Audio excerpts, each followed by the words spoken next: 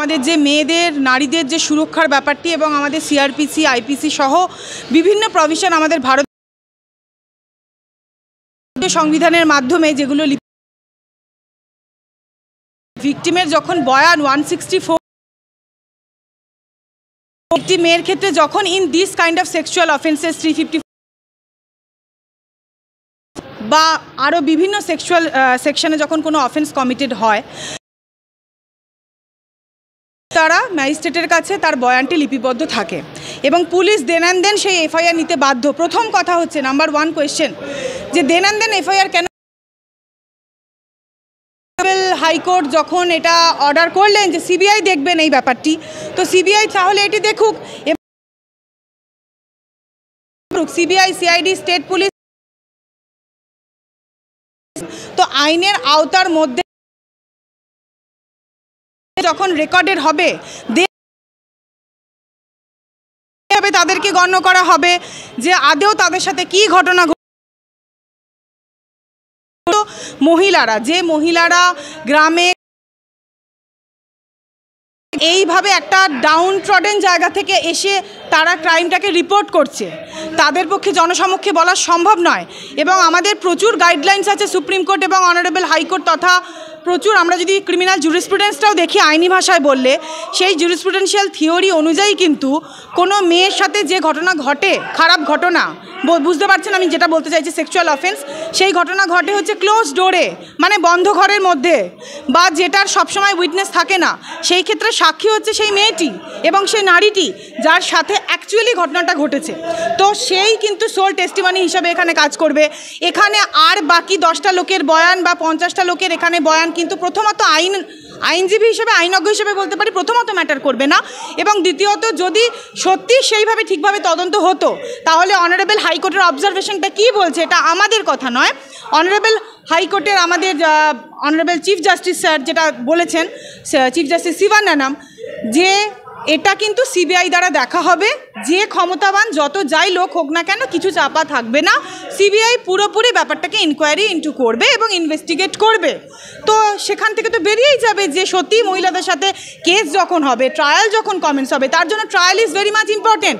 এমন নয় যে একটা ইস্যু উঠলো, আমি একটা কথা বললাম, আর 10 জন লোক চলে এলো, আরও 50 জন লোক, 100 জন লোক ছুটে চলে এসে 5টা কমেন্ট করে দিল, সেটা নয়। প্রথমত এরকম ইস্যু ঘটেছে কি ঘটেনি, যেখানে মহিলারা সোল টেস্টিমনি তারা বলছেন হ্যাঁ ঘটেছে, সেটা লিপিবদ্ধ হয়েছে কিনা এফআইআর আকারে। সেকেন্ড, থার্ড 164 স্টেটমেন্ট কি বলছে, ফোর্থ তারপরে উইটনেস, এবং ফিফথ এরপরে যাওয়া হবে ট্রায়াল প্রসেসে। তো ট্রায়ালে আইনের বিচার প্রক্রিয়ায় ডেফিনেটলি সেগুলো সমস্ত কিছু সামনে চলে আসবে। এক্ষেত্রে মিডিয়া ট্রায়ালের মাধ্যমে কিছু লোক এসে কমেন্ট পাস করে দিলেন, দ্যাট ওয়ন্ট ম্যাটার, মানে সেটা আইনজীবী হিসাবে এটুকু বলতে পারি সেটা কিন্তু ম্যাটার করার জায়গা রাখে না। আমরা দেখতে পাচ্ছি যে সন্দেশখালীতে কিছু একটা ঘটেছে, কিন্তু শেখ শাহজাহান অনুরাগী বলুন, বর্তমান শাসক দলে যারা রয়েছে তারা বলুন, একটা চাউর করে দিয়েছে একটা কথা যে ওগুলো সব ফলস। আমরাও সন্দেশখালী বহুবার গিয়েছি, আপনারাও আইনজীবী হিসেবে আপনিও গিয়েছেন। কিছু মানুষ এখনও আমাদের কাছে প্রশ্ন করে যে সন্দেশখালী যেগুলো ঘটেছে সেগুলো কি সত্যি, না বিজেপির কোনো সাজিশ আছে, না মিডিয়ার তৈরি করা? এর সঙ্গে আপনি কি বলবেন যারা এরকমই প্রশ্ন করছে এবং যারা মনের ভিতরে এই প্রশ্নগুলো পোষণ করছে? প্রথম কথা, কিছু মনে করবেন না, আমি ক্ষমা চেয়েই বলছি, একজন নারী হিসাবে এই প্রশ্নটা শুনতে আমার খুব কষ্ট হলো, আমি খুব আঘাতপ্রাপ্ত। একজন নারী হিসাবে আজকে যদি আমার গায়ে কেউ হাত না দেয়, হঠাৎ করে আমরা ভারতীয় সংস্কৃতি, ভারতীয় কালচার থেকে বিলং করি, এখানে বিজেপি টিএমসি সিপিএম বলে কিছু নয়, সে যদি আমার বিজেপির মা বোন হন বা টিএমসির মা বোন হন বা সিপিএমের মা বোন হন বা অন্য কোনো নির্দল পার্টিরও মা বোন হন, আজকে যদি আমার গায়ে হাত পড়ে আমি সেখানে এগোবো না? আমার যদি আজকে গায়ে হাত পড়ে একজন মা বোন, মা মাটির মানুষ, সে হঠাৎ করে এসে মিথ্যা কথা বলছেন যে তার সাথে এই ঘটনা ঘটেনি, ক্যামেরার সামনে এসে মুখ ঢেকে তারা মিথ্যা কথা বলছেন, তাহলে ভারতীয় সংবিধান কোথায়? তাহলে হোয়ার ইজ ইন্ডিয়ান কনস্টিটিউশন? তাহলে আমরা আইনজীবী হিসাবে আইন পড়াশোনা, আমি এইটা নিয়েই আইন পড়াশোনা করতে এসেছিলাম যে সত্যিই যারা নিরীহ, নিপীড়িত, যে মেয়েরা আজকে অন্যায়ের শিকার, যে মেয়েরা ধর্ষিতা, যে মেয়েদের সম্মানহানি হয়েছে, তাদের পাশে দাঁড়াতে পারি। আইনজীবী হিসেবে অর্থ রোজগার তো ডেফিনেটলি খুব ইম্পর্টেন্ট, কিন্তু আমি এটুকু একজন নারী হিসাবে আজকে আমাকে এই জায়গাটা খুব ব্যথা দিচ্ছে যে মেয়েরা এগিয়ে এসছে, সে যে পার্টির মেয়েই হোক না কেন, যে পার্টির মহিলাই হোক না কেন, তাদেরকে এইভাবে কালিমা লিপ্ত করে, কলুষিত করে কোয়েশ্চেন করা হচ্ছে। এবং যেটা হচ্ছে পুরুষতান্ত্রিক সমাজে দাঁড়িয়ে ঠিক আছে, পুরুষরা তো করছেন, কিছু মহিলা কিভাবে আজকে তাদের একটা সার্টিফিকেট দিয়ে দিতে পারে যে তাদের সাথে কতটা ইনসিডেন্ট হয়েছে, কি হয়েছে বা কি হয়নি, তারা কি প্রপার ভারতীয় সংবিধান অনুযায়ী ট্রায়াল প্রসিডিওরের মধ্যে গেছেন, ট্রায়াল কি কমেন্টস হয়েছে, এফআইআর কি সঠিক টাইমে নথিবদ্ধ হয়েছিল, 164-এর গোপন জবানবন্দি কি ম্যাজিস্ট্রেটের কাছে হয়েছিল, তারপরে কি ওনারা কথাটা বলছেন? তারা কি সেই সময় উপস্থিত ছিলেন? তারা কি করে গ্যারান্টি করছেন যে তার সাথে কিছু হয়নি বা কতটা হয়েছে? আপনারা কি স্বচক্ষে দেখেছেন সেদিন যখন ওনাদের মহিলাদেরকে আমাদের ডাকা হয়েছিল বা ডাকা হতো বা রেগুলার বেসিসে বলা হতো তুমি এসো, কিছু কুপ্রস্তাব দেওয়া হতো এবং সেগুলো চালিয়ে যাওয়া হতো, সেই সময় কি আপনারা সাক্ষী ছিলেন? আপনারা কি দাঁড়িয়ে ছিলেন দরজার বাইরে বা সে অমুক এলাকায় বা সেই জায়গায় যে আপনারা গ্যারান্টি করে বলতে পারছেন যে এরকম কোনো ঘটনা ঘটেনি? কোনো ঘটনা ঘটার পরে সত্যি মিথ্যা কি না সেটা তো আমাদের ভারতীয় সংবিধান অনুযায়ী তো তোমাকে সেই জায়গায় এগিয়ে যেতে হবে, তারপরে তো তুমি বলতে পারো। এটা আমাকে একজন বাংলার নারী হিসেবে, ভারতবর্ষের নারী হিসেবে, বিং অ্যান ইন্ডিয়ান উইমেন, আমার মানে I am in severe pen and অ্যাগনি। এটা সন্দেশখালির ইস্যুটা শুধু আমাদের সন্দেশখালিতে হচ্ছে না, বিভিন্ন জায়গায় হয়েছে। এই জিনিসটার প্রথাটা বন্ধ হওয়া উচিত এবং আমি নারী হিসেবে এই প্রথার বিরুদ্ধে, মেয়েদের ওপর অত্যাচারের বিরুদ্ধে। এবং কোনো মেয়ে যখন এগিয়ে আসছে, দয়া করে আমি হাত জোর করে সবাইকে রিকোয়েস্ট করব, আপনারা তাদেরকে সামনে আসতে দিন, তাদেরকে এগোতে দিন। আমরা যে প্রতি বছর দুর্গাপুজোটা শুধু করি, দুর্গাপুজোটা শুধু কিন্তু ওই বছরের 5টা দিনের জন্য নয়, সমস্ত অসুরকে আমরা সবাই মিলে বধ করি। তাই আমাদের মোটিভ এটাই হওয়া উচিত যে আমাদের পুরুষ মানেই সবাই খারাপ নয়, আমাদের বাবা ভাই এরাও পুরুষ মানে সবাই নির্যাতন করে সেটা নয়, পুরুষ মানে সে রক্ষকও।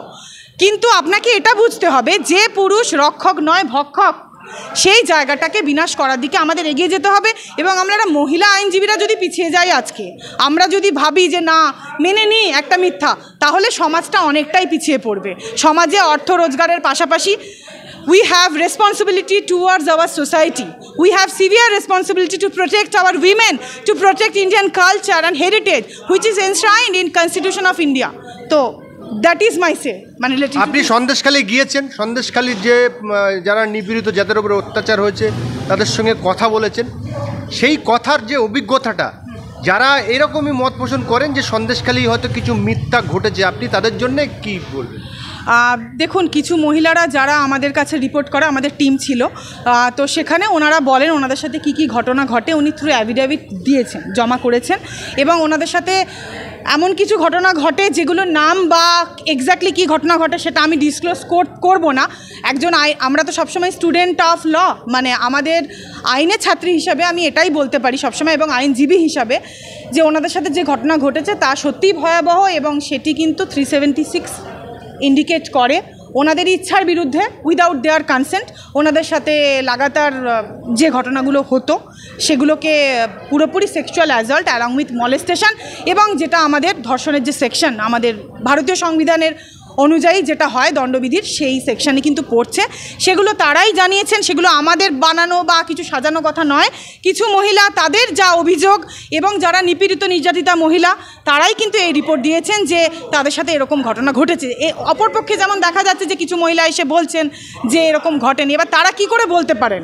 তারা কি নিপীড়িতাদের সঙ্গে কথা বলেছেন? তারা কি নিপীড়িতাদের বয়ানটা নিয়েছেন? তো সেই ক্ষেত্রে খুবই খারাপ, খুবই ব্যথাজনক, দুঃখজনক ঘটনা ইজ নট, মানে এটা এক্সপেক্টেড নয়। এটা কোনো দেশে কোনো রুল অফ ল এর complete violation of rule of law. কোনো রুল অফ লতে, কোনো গণতন্ত্রে এটা যখন হয় তখন বোঝা যাচ্ছে severe breakdown of that democracy. Democracy তো is of the people, by the people, for the people. Then where it is of the people, where it is by the people, where it is for the people, কোথায়? তো that is my question as a woman towards the society. আমি এখানে political ভেন্ডেটার পাশাপাশিও আমি সেই দিকে যাচ্ছি না। আমি এটুকু বলবো, একজন নারী হিসেবে আমি খুব ব্যথিত। আমাদের মা বোনেরা কোথায় সেফ, কোথায় তারা সুরক্ষিত? কোথাও নয়। একজন লয়ারের চেম্বার থেকে শুরু করে, একজন লয়ারের চেম্বারে যখন একটা মেয়ে ল প্র্যাকটিস করে সেখানেও সেই মেয়েটা সেফ নয়। আমি নিজে আমার লয়ার চেম্বারে নিপীড়িতা হয়েছি, মানে আমি যখন আমার ল প্র্যাকটিস করছিলাম আজ থেকে 1 বছর আগে। So I had been beaten in my own chamber by a man. তো সেটা পুরোটা আমি ডিসক্লোজ করছি না। তো আমি এটা নিজেও যেহেতু ভুক্তভোগী, definitely I know this and this happens, এবং সেটা খুব খারাপ। এই কালচারটা বন্ধ হওয়া উচিত এবং আমি এটার কমপ্লিটলি এগেনস্টে।